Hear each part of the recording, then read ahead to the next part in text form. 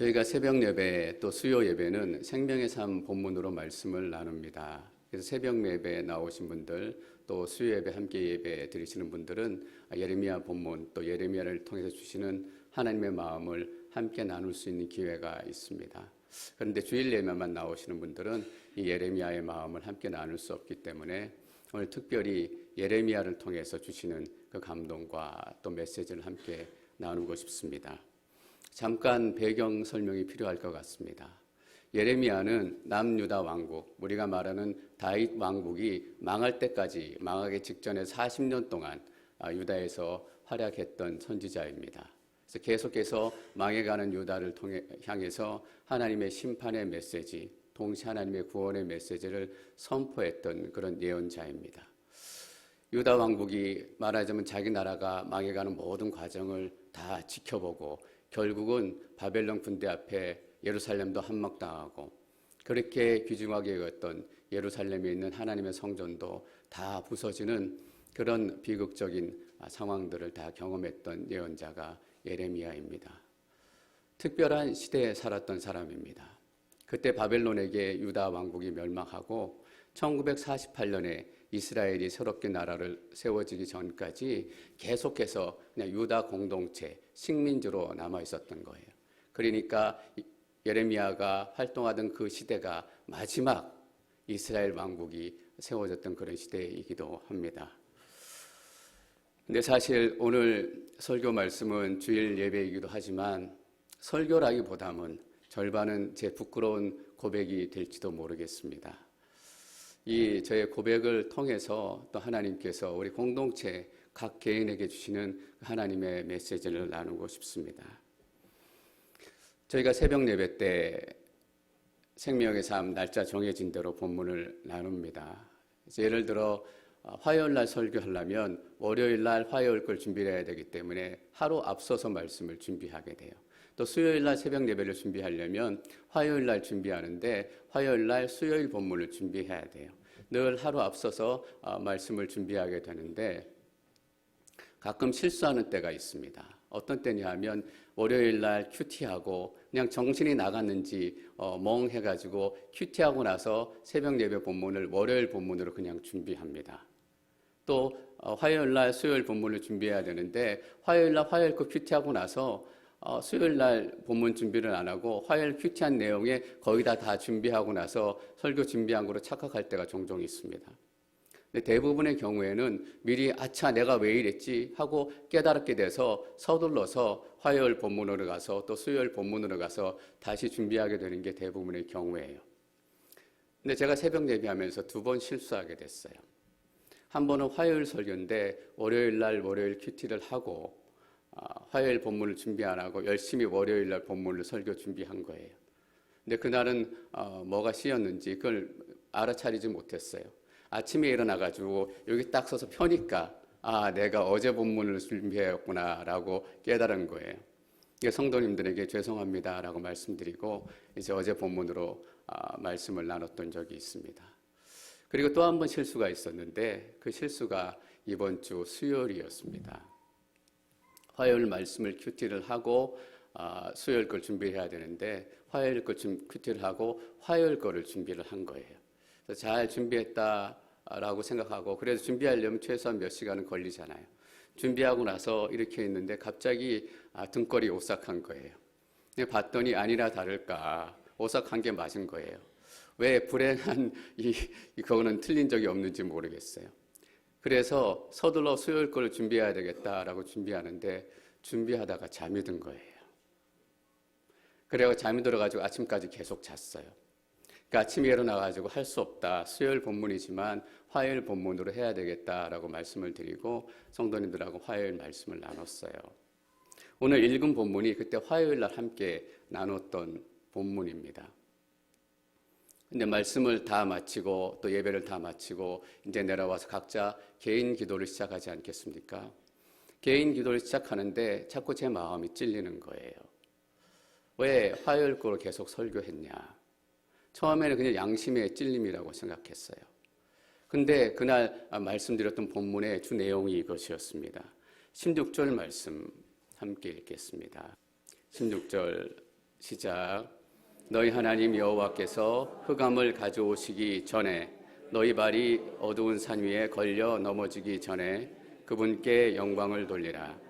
너희가 빛을 발할 때 그분은 빛을 죽음의 그림자로 바꾸시고 짙은 어둠이 되게 하실 것이다. 하나님께서 흑암으로 이스라엘을 심판하시기 직전이에요. 그리고 어둠 속에 넘어지도록 어둠이 짙게 깔리는 심판, 쉽게 말하면 바벨론 군대가 쳐들어오기 직전, 이스라엘이 망하기 직전입니다. 이렇게 표현이 되어 있습니다. 흑암을 가져오시기 전에, 어두운 산 위에 걸려 넘어지기 전에. 여러분, 우리가 큰 병이 걸립니다.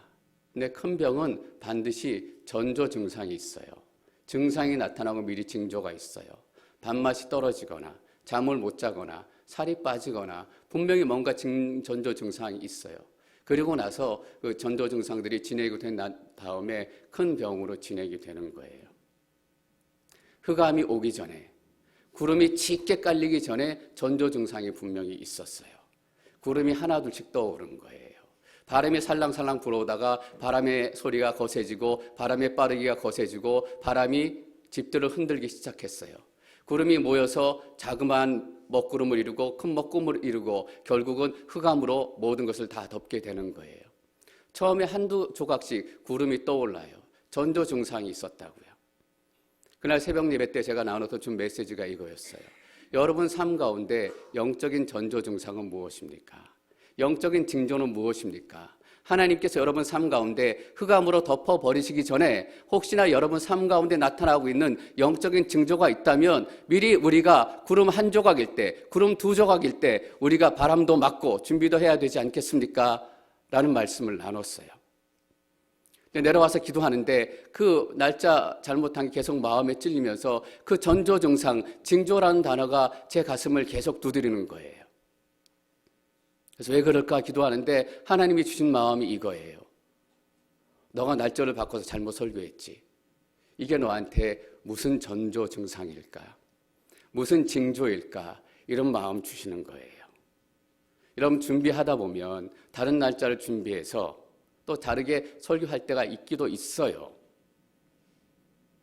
근데 제가 그전 같았으면 잠에 들지 않았을 거예요. 어떻게 해든 정신을 차리고 다 다음 날짜를 맞췄을 거예요. 기도하면서 제 안에 뭔가 들어온 걸 깨닫게 되는 거예요. 게으름이라고 얘기해도 좋고 나태함이라고 얘기해도 좋고 교만함이라고 얘기해도 좋고 죄라고 얘기해도 좋고 하나님을 경외하지 않는 마음이라고 얘기해도 좋고 제가 하나님의 거룩에 대해서 그렇게 설교하면서 하나님의 거룩을 내가 무시하고 있구나, 내가 괄시하고 있구나, 그 죄라고 얘기해도 좋겠어요. 뭐라고 표현하든 간에 하나님께서 원하시지 않는 것이 내 안에 들어와 있다라는 것을 제가 깨닫게 되는 거예요. 이건 아니다. 날짜를 틀리게 설교했고 그 문제가 아니라 저는 왜 그랬는지 제 안에 있는 제 죄를 보게 된 거예요.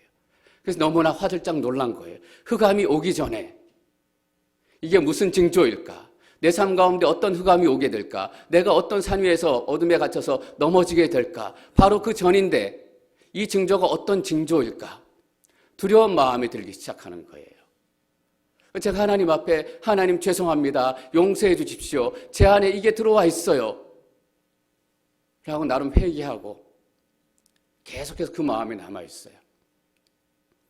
근데 제 아내하고 이제 개인 기도를 다 끝내고 사무실로 돌아갔어요. 제 아내가 딱 들어와서 앉으면서 하는 말이 왜 다른 날짜 설교했어? 기도하는데 하나님께서 이게 무슨 징조일까? 그런 마음 주시네. 겉으로는 저 괜찮은 척 했어요. 멀쩡한 척 했어요. 근데 머리를 망치로 맞은 것 같았어요. 저에게도 제 아내에게도 동일한 마음을 주셨다면 도대체 이것이 어떤 영적 어둠의 징조가 되는 것일까? 어떤 넘어짐의 징조가 되는 것일까?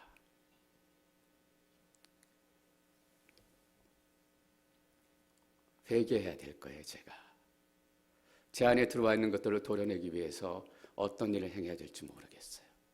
그냥 하나님 앞에 용서해 주십시오. 용서해 주십시오. 그래서 그날 수요일 날 새벽 예배 기도를 그렇게 마치고 하루 종일 무거운 마음으로 수요 저녁 예배 설교를 준비해서 설교를 하는데 그동안 못 보던 자매님이 한 분 방문하셨더라고요. 아까 인사하셨던 자매님이신데 자매님께서 뭐 와 계신데 이런 얘기하는 게 조금 그럴 수도 있겠습니다만 제가 이 마음을 오늘 나누지 않으면 지나고 언제 나눌 수 있겠나 싶어서 자리에 계시지만 그런 마음을 나누는 거예요. 저는 처음 분이 어디서 오셨나라고 생각을 했는데 예배 끝나고 인사하는 걸 보니까 8년 전에 저희 앵커리지 온누리 교회 와서 섬기셨던 자매님이더라고요. 허원희 목사님하고 그때 청년 몇 분이 와서 그때 앵커리지 온누리 교회가 온누리 교회에서 막 셋업되어 가는 단계이기 때문에 여러 가지 젊은 피가 많이 필요했던 것 같아요. 서울 서빙고 온누리 교회에서 청년들을 파송을 했어요. 단기 선교사로. 파송한 단기 선교사들 대부분 20대였던 것 같아요. 나의 청년 시대에 가장 아름다운 시간을 하나님 앞에 11조로 드리겠습니다. 그런 마음으로 찾아온 청년들이더라고요. 근데 그때 섬겼던 자매님이 오랜만에 8년 만에 방문하셨대요. 저는 앵커리지까지 또 앵커리지 온누리 교회까지 왜 멀리 이렇게 오셨을까 나름 생각했어요. 실현당했나 보다. 헤어졌나 보다. 그렇지 않고서야 이 멀리까지 뜬금없이 비행기 타고 날아올 이유가 없는데. 근데 그 다음 날 자매님하고 개인적으로 얘기 나눌 기회가 있었어요. 얘기 나누는데 그 자매님이 뭐라고 얘기하냐면 여기 앵커리지 온누리교회 다 머리 하얗시고 많은 분들은 80이 넘으시고 그래 다 50, 60 다 넘으신 분이신데 다 본인 자식 같대요. 자녀 같대요. 늘 자기 마음으로 품고 자기 마음으로 기도하고 본인이 이렇게 얘기해요. 그 청년들도 너무 어렸고 그때 허원희 목사님도 30대였으니까 이민사의 삶도 경험하지 못하고 이민생활이 어떤 건지 하나도 몰랐던 목사님인데 본인이 돌아보니까 그런 얘기를 해요. 아무것도 모르고 좌충우돌했던 것 같대요. 그냥 열정 하나만을 가지고 성도님들이 어떤 마음인지 어떤 상황인지 어떻게 하는 게 가장 좋은 건지 그거는 몰랐는데 하여튼 가장 귀한 시간을 드리고 하나님 앞에 이 교회를 세우는데 우리가 함께 하자 그 마음으로 여기도 부딪히고 저기도 부딪히고 그러면서 하는 얘기가 이거더라고요. 그때도 성도님들이 한 100명 정도 됐는데 100명 이름 한 분 한 분씩 이름 부르고 기도하면 기도할 시간이 모자랐대요. 왜 다 자식같이 느껴졌는지 알게 됐습니다. 그렇게 기도했는데 8년 전에 섬기고 8개월 동안 섬기고 돌아갔습니다. 직장 다니면서 본인 생활하고 본인도 교회에서 또 섬기기도 하고 본인 삶 바쁜데 8년 만에 그런 생각이 들었다라는 거예요. 내가 그때 정성을 다하고 마음을 다하고 기도를 다해서 드렸던 교회가 지금은 어떻게 됐을까? 지금은 괜찮을까? 지금은 좋아졌을까? 걱정도 되고 염려도 되고 그래서 한번 와봐야 되겠다라는 마음이 들었다라는 겁니다. 여러분 예레미야 이 예언을 얘기하면서 정말 여러 번 울어요. 17절 말씀 저희가 함께 읽을까요? 17절 시작. 그러나 너희가 그분의 말을 듣지 않으면 은밀히 울 것이다. 여호와의 양떼가 포로로 잡혀갔기 때문에 내 눈이 몹시 슬퍼해 눈물을 흘릴 것이다. 여러분 보세요. 교만함 때문에 은밀히 울 것이다. 함께 울어줄 사람도 없기 때문에 예레미야는 그들의 아픔을 예상하고 그들의 아픔을 품고 은밀히 우는 것도 혼자 울어요. 그리고 여호와의 양떼가 포로로 잡혀가기 때문에 내 눈이 몹시 슬퍼해 눈물을 흘릴 것이다. 여러분 이 짧은 구절 아래 은밀히 울 것이다. 슬퍼한다. 눈물을 흘린다. 이 마음 아픈 예레미야의 고백이 3번이나 나와요. 그래서 우리는 예레미야를 눈물의 선지자라고 얘기합니다. 근데 여러분 잘 기억하셔야 되는 게 있어요. 이게 예레미야만의 눈물입니까? 이 눈물은 하나님의 눈물이에요. 하나님의 눈물이 예레미야 메시지를 통해서 예레미야의 삶을 통해서 전해지는 거예요. 예레미야가 은밀히 울었잖아요. 정말 은밀히 운 분은 누구냐면 하나님께서 그 자녀들의 아픔과 고통 때문에 은밀하게 우신 거예요. 그리고 하나님의 눈이 몹시 슬퍼서 눈물을 펑펑 흘리신 거예요. 이 자매님께서 앵커리지 온누리교회가 잘 되고 있을까, 괜찮을까 걱정도 되고 염려도 되고, 여러분 이게 자매님만의 걱정과 염려라고 생각이 되세요? 하나님께서 앵커리지 온누리교회가 어떻게 되실까 걱정도 되고 염려도 되고, 저는 이 염려와 걱정이 하나님의 염려와 걱정이란 걸 알게 됐어요.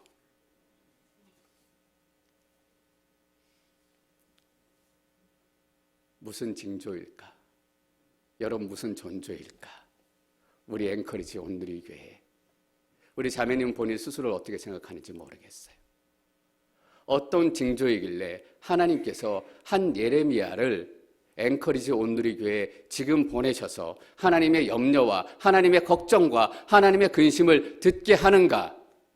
도대체 앵커리지 온누리교회 앞에 무엇이 놓여져 있길래, 앵커리지 온누리교회 앞에 어떤 흑암이 몰려오고 있길래, 여러분 삶 앞에 무엇이 놓여 있길래, 무슨 어려움들이 다가오고 있길래 하나님께서 한 예레미야를 앵커리지 온누리교회에 8년 만에 보내셔서 흑암이 오기 전에 이 예레미야의 메시지를 듣게 하시는 건가? 여러분 16절 말씀 보십시오. 16절 말씀 다시 한번 읽어볼까요? 16절 읽겠습니다. 시작. 너희 하나님 여호와께서 흑암을 가져오시기 전에, 너희 발이 어두운 산 위에 걸려 넘어지기 전에 그분께 영광을 돌리라. 너희가 빛을 발할 때 그분은 빛을 죽음의 그림자로 바꾸시고 짙은 어둠이 되게 하실 것이다. 너희가 빛을 발할 때 빛이 올 것을 이제 기대하는 거예요.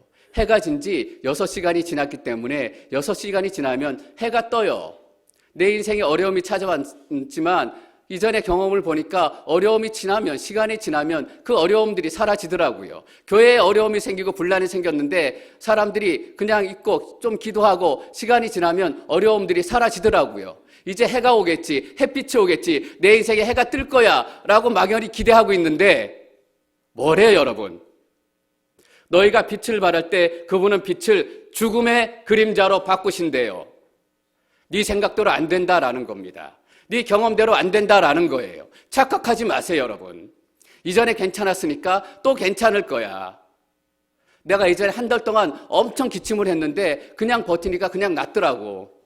여러분 그때는 그냥 나았어요. 근데 지금은 다르다고요. 지금 한 달 동안 기침하는데 병원 찾아가 봐야 돼요. 폐암의 전조 증상이고 폐렴의 전조 증상이고, 아니면 죽는다고 여러분. 한 달 동안 기침하고 알았으니까 괜찮아지겠지. 다 해가 뜨길 기대해요. 근데 하나님께서는 너희가 빛을 발할 때 그분은 빛을 죽음의 그림자로 바꾸시고 짙은 어둠이 되게 하실 것이다. 여러분 우리는 앵커리지 온누리교회에 주시는 예레미야의 메시지를 분명히 들어야 합니다. 우리 한 사람 한 사람은 예레미야가 우리에게 주시는 이 두려운 메시지를 분명히 기억하고 있어야 돼요. 날짜 바꿔서 설교한 사람은 박재영 목사니까 나는 상관없겠지. 설마 여러분 이러시는 건 아니죠. 근데 여러분 예루살렘에 있는 사람들이 흑암에 이제 가득 차기 망하기 직전에 있어요. 근데 우리가 또한 기억해야 될 게 뭐냐 하면 유다 백성들, 예루살렘에 있는 사람들이 처음부터 대놓고 우상 숭배하지 않았다라는 거예요.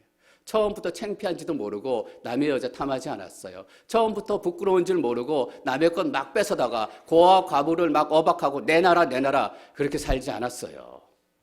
처음에는 좀 창피했다고요. 처음에는 숨어서 했어요. 처음에는 작은 것부터 시작했어요. 여러분 지금 아내 두고 남편 두고 바람 피는 거, 이 시대는 어떻게 얘기하고 있냐면 그냥 다른 사랑을 만났다라고 얘기합니다. 이전에는 그렇지 않았습니다. 창피했어요. 바람 피는 게 정말 인생의 가장 큰 수치 중에 하나였고 그게 들키는 게 가장 창피한 일 중에 하나고 가문의 수치였어요. 근데 지금 시어머니들 뭐라고 얘기해요? 드라마 보니까 그렇더라고요. 남자들이 다 그렇지. 크게 놀아야 예루살렘에 작은 것부터 문제가 생기기 시작했어요. 어떤 문제가 생겼는지 아세요? 그 당시에 생겼던 문제를 지금의 언어로, 지금의 상황으로 바꿔서 제가 한번 정리해 봤어요. 이전에는 예배 때마다 감동이 있었다. 설교 때마다 도전과 결단이 있었다. 그런데 지금은 자꾸 시계를 보게 된다. 이전에는 어떤 메시지가 선포될까? 어떤 찬양을 할까? 서둘러서 일찍 예배에 왔는데 이제는 자꾸 한두 번씩 예배에 늦는다. 이제는 찬양이 너무 좋았다. 찬양만 부르면 감동이 됐고 눈물이 났다. 근데 요즘에 이상하게 찬양팀이 내가 안 좋아하는 곡들만 자꾸 부른다. 자, 또 보세요. 설교 때 자꾸 졸음이 온다. 그러니까 한두 번씩 예배를 빠진다. 이전에는 주일날 약속을 잡지 않았다. 왜냐하면 마음이 빼앗기기 때문에. 근데 자꾸 주일날 약속이 생긴다. 그래도 괜찮다. 왜냐하면 예배 시간에 지키기 때문에, 예배 다 드리고 주일날 약속을 만나고 행하는 거기 때문에 괜찮다. 그러다 어떻게 돼요? 약속 시간과 주일 예배 시간이 결국 겹치게 된다. 오늘은 약속 때문에 예배를 드릴 수 없겠다. 어떻게 돼요? 그 다음에 하나님께서는 언제나 우리와 함께 하시고 동행하시는 하나님이시다. 내가 꼭 주일날 가서 박재영 목사 설교 들어야 예배 드린 건가? 나와 늘 동행하시니까 주일날 예배 가지 않아도 내 삶이 예배다. 그러니까 한 달에 한 번만 예배 가도 충분하다. 또 이전에는 순예배 가는 게 너무 좋았다. 사람들하고 얘기하고 함께 예배하고 내 삶의 문제를 내놓고 함께 기도하는 것이 너무 즐겁게 행복했다. 그런데 요즘에 순예배 가는 게 너무 아깝다. 재미가 없다. 순장님이 자꾸 연락하는 게 부담스럽다. 연락 못 받는 척하고 손님 핑계대고 순장님 피해 다닌다.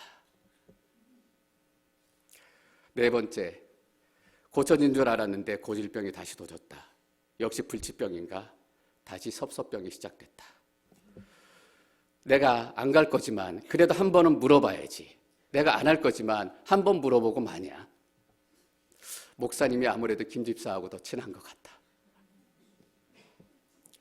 나 빼놓고 자기들끼리 커피 마시러 다닌다. 내가 자기한테 해준 게 얼만데. 교회에 오면 설교 말씀이 들리는 게 아니라 마음이 계속 섭섭해지는 거예요. 흑암이 오기 전에, 산 위의 어둠 위에서 넘어지기 전에 우리가 무엇을 해야 하는지 하나님께서 분명히 말씀해 주세요. 16절 말씀 다시 한번 읽을까요? 16절 다시 읽겠습니다. 16절 시작.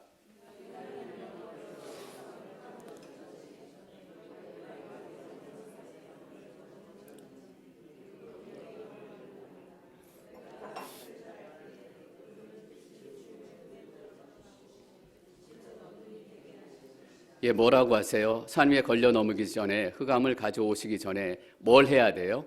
그분께 영광을 돌리라. 이게 흑암이 오기 전에, 우리 인생이 무너지기 전에, 우리 인생이 망하기 전에 우리가 해야 될, 할 수 있는 유일한 행동입니다. 하나님께 영광을 돌리라. 그럼 여러분들 질문하실 거예요. 하나님께 영광을 돌리는 게 어떻게 하는 겁니까? 우리가 무너뜨린 걸 다시 세우는 거예요. 여러분 섭섭병부터 먼저 끊으세요. 섭섭해하지 마세요. 미운 사람 있으면 떡 하나 더 주세요. 제가 얼마 전에 미운 사람한테 정말 떡 하나 더 줬더니 우리나라 어르신들의 속담 미운 사람에게 떡 하나 더 줘라. 이 뜻이 뭔지 알겠어요. 내가 지금까지는 마음으로 믿기 때문에 지금까지는 사랑할 수 없어서 마음을 너에게 도저히 줄 수는 없다. 근데 의지적으로 떡은 너에게 주겠다. 떡을 그 사람에게 주면서 느끼는 것은 떡이랑 제 마음이 그래도 조금 같이 가더라고요. 아유, 불쌍한 인간. 떡이라도 많이 줘야 되겠다. 그 전에 어떤 목사님 설교하시는데 이 예화를 드시더라고요. 아들 예화를 드시는데 아들이 초등학생인데 그렇게 다음날 학교 갈 걸 미리 준비해 놓지 않는데요. 자가 필요하고 스케치기 필요하고 크레용이 필요하고 꼭 밤늦게 8시, 9시 돼가지고 그 목사님이 신방하고 사역하다가 늦게 들어가려고 그러면 아빠 내일 자사 가야 돼. 아빠 내일 스크래치북 사가야 돼. 꼭 밤늦게 그렇게 연락을 한대요. 그때 문전문방구가 어디 있겠어요, 여러분. 그래가지고 화가 나가지고 그래도 안 사다 줄 수는 없어가지고 여기저기 찾아가지고 스크래치북도 사고 크레용도 사고 자도 사고 이렇게 툴툴거리며 사가지고 가서 아들한테 준대요. 근데 사러 다닐 때 그렇게 마음이 툴툴하고 불편했는데 정작 아들한테 그걸 줄 때는 마음이 그렇게 좋더래요. 여러분 섭섭하게 하는 분들에게 떡 하나 더 주세요. 가서 더 잘해주세요. 그리고 더 이상 순장님 피해 다니지 마십시오.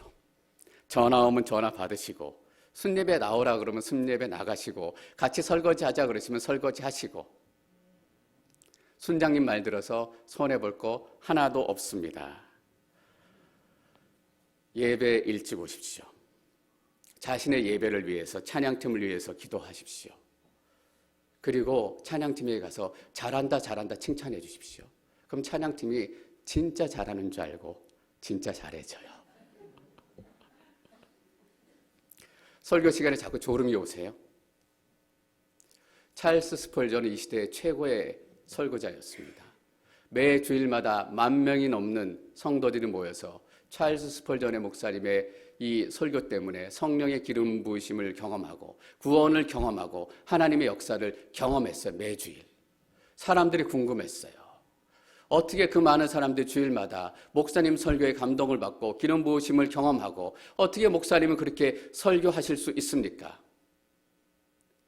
그때 목사님께서 찾아온 사람들을 데리고 지하에 있는 조그만 방으로 데려가셨대요.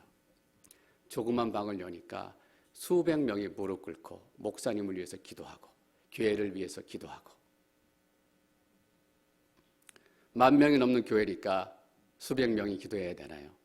아니에요, 여러분. 찰스 스펄전은 훨씬 더 영성이 뛰어나고 훨씬 더 위대하신 분이기 때문에 중보기도자가 없어야 될지도 모르겠어요.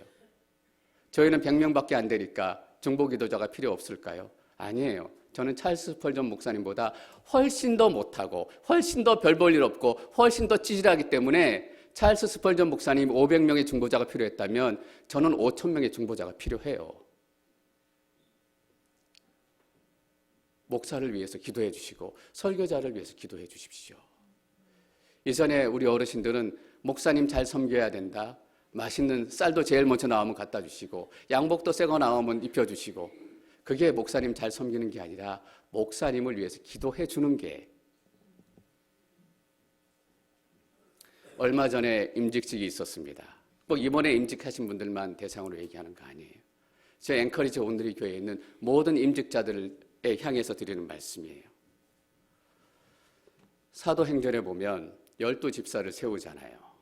12집사를 세우는데 첫 번째 조건이 뭔지 기억하시죠? 성령과 지혜가 충만한 사람. 여러분, 성령과 지혜가 충만한 사람이 어떤 의미일까요? 저는 기도하지 않고 성령과 지혜가 충만한 사람을 본 적이 없습니다.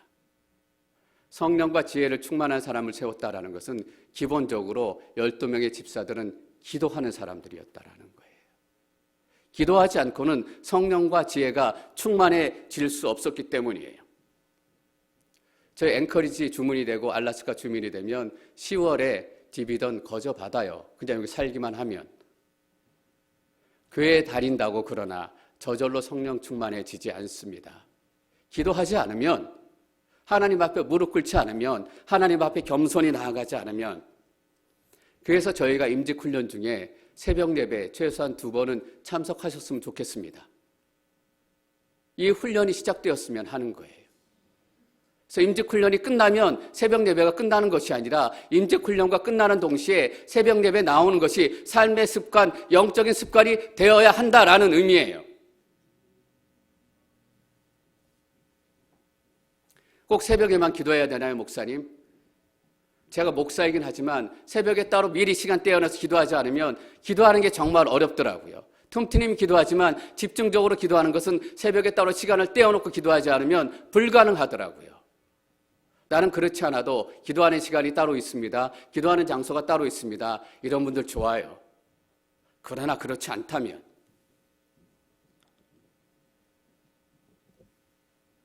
여러분에게 중요한 말씀 드리겠습니다. 교회에서 말이죠.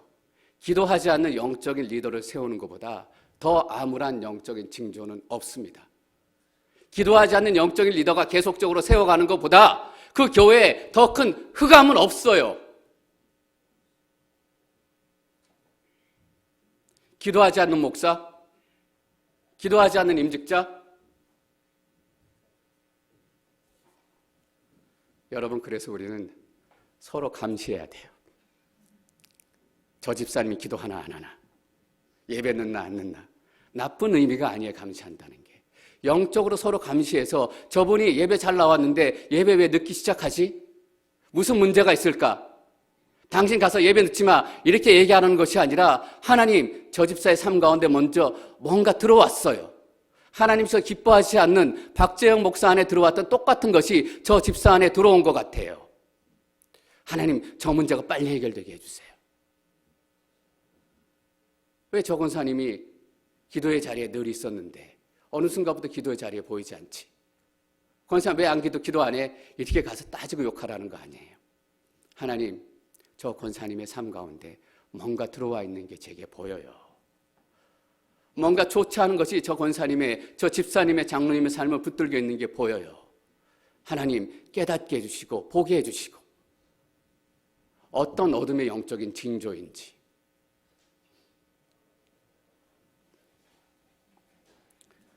왜 나한테 얘기 안 했어? 왜 커피 마시는데 나는 안 불렀어? 이렇게 서로 감시하지 말고 서로 영적인 감시를 해야 돼요. 목사가 하는 일 중에 하나가 그거예요. 여러분들 감시하는 거예요.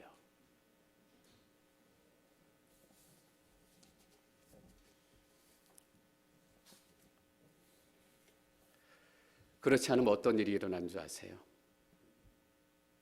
무서운 일이 일어나요. 하나님께서 우리가 있는 그 자리에서 우리를 끌어내세요. 18절 말씀 함께 읽습니다. 18절 시작. 왕과 그의 어머니에게 말하라. 낮은 곳으로 내려와 앉으라. 이는 너희 영광스러운 왕관이 너희의 머리에서 떨어질 것이기 때문이다. 낮은 왕과 그 왕비에게 얘기합니다. 어머니에게 낮은 곳으로 내려와 앉으라. 영화의 한 장면이 생각이 났습니다. 어떤 높은 사람이 부하에게 이렇게 얘기합니다. 이제 당신 그 일 그만둬. 내가 다른 사람들에게 맡길게. 그러면 그 부하가 이렇게 대답합니다. 아니 어르신, 제가 그 일을 위해서 얼마나 많이 드리고 얼마나 많이 희생하고 얼마나 많이 땀을 흘렸는지 분명히 아실 텐데 어떻게 지금 그 일을 내가 내려놓으라고 얘기하실 수 있습니까? 그때 그 높으신 분이 뭐라고 대답하세요? 여보게, 내가 지금 부탁하는 것 같나? 낮은 곳으로 내려와 앉으라. 여러분, 하나님께서 여러분들에게 부탁하는 것처럼 들리세요? 아니에요. 명령하시는 거예요. 그 높은 곳에서 내려오지 않으면, 당신들의 교만한 자리에서 내려오지 않으면, 박재영 목사가 앉아있는 그 높은 자리에서 내려오지 않으면 내가 너를 그 자리에서 비참하게 끌어내릴 거다.